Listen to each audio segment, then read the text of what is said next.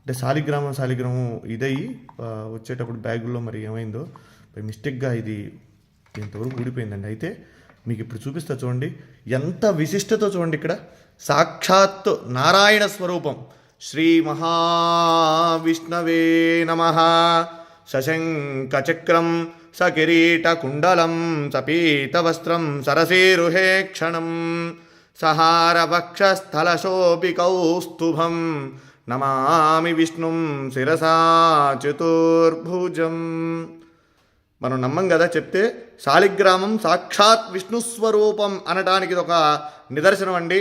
చూడండి ఇక్కడ దీంట్లో శాలిగ్రామ రూపం సాక్షాత్ శ్రీ మహావిష్ణు స్వరూపంగా ఉన్నటువంటి శాలిగ్రామం. ఇది నేను నిజంగా ఇది మీతో నేను ఈ విషయం అంతా కూడా చెప్పాలని చెప్తాను. ఎందుకంటే చాలామంది నమ్మనటువంటి వాళ్ళు చాలామంది అనేక రకాలుగా చెప్తూ ఉంటారు. ఇదేమిటని ఇది సాక్షాత్ రాయి చూడండి, ఇది శాలిగ్రామం. దీంట్లో సాక్షాత్ విష్ణు స్వరూపం. మా పూర్వీకులు ఎప్పుడు కూడా తాతగారు వాళ్ళందరూ కూడా చెప్తూ ఉంటే నేను ఎప్పుడు కూడా దాన్ని ఉంటుంది, మనం ఆరాధన చేస్తాం కాబట్టి శాలిగ్రామం చేస్తూ ఉంటాం. కానీ ఇదిగోండి నా దగ్గరకు వచ్చిన తర్వాత కొన్ని సంవత్సరాల తర్వాత ఇది భిన్నమైంది శాలిగ్రామం. అయితే దాంట్లో సాక్షాత్ నిజంగా ఒళ్ళు గగురు పొడిచినాయండి. ఈ శాలిగ్రామంలో ఉన్నటువంటి శ్రీ మహావిష్ణువుని చూడగానే నాకైతే నిజంగా కళ్ళల్లోంచి నీళ్లు ఆగలేదండి.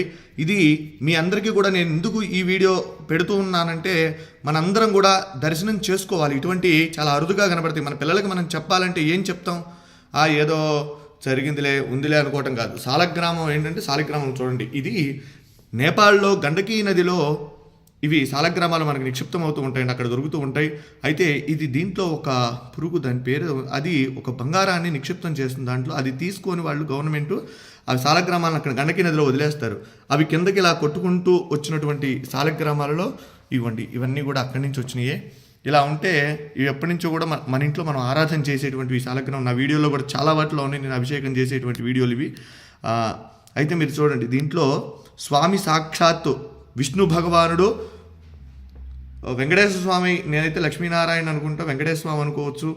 అలానే అంత క్లియర్గా ఉంది చూడండి, ఎంత రూపం, శంఖు చక్రగద రూపం, స్వామి అసలు మాలలతో సహా ఉన్నాడు. నిజంగా ఇది చూసినటువంటి వారు నిజంగా జన్మ తరించినటువంటిదేనండి. ఎందుకంటే చాలా అరుదుగా ఉన్నటువంటిది. విష్ణు భగవానుడు దశావతారాలలో ఆయన అవతరించి మనందరికీ కూడా సన్మార్గాన్ని ప్రసాదించినటువంటి వాడు శ్రీమన్నారాయణుడు. అలానే ఈ శాలిగ్రామంలో సాక్షాత్ విష్ణుస్వరూపం అని చెప్పి మనం అనుకోవడానికి ఇది ప్రతీతి. కనుక ప్రతి ఒక్కరూ కూడా ఈ యొక్క వీడియోని అందరికీ కూడా చూపించండి, శాలిగ్రామాన్ని దర్శించండి. శాలిగ్రామ శిలావారి పాపహారి విశేషత ఆజన్మకృత పాపానాం ప్రాయశ్చిత్తం దినే దినే.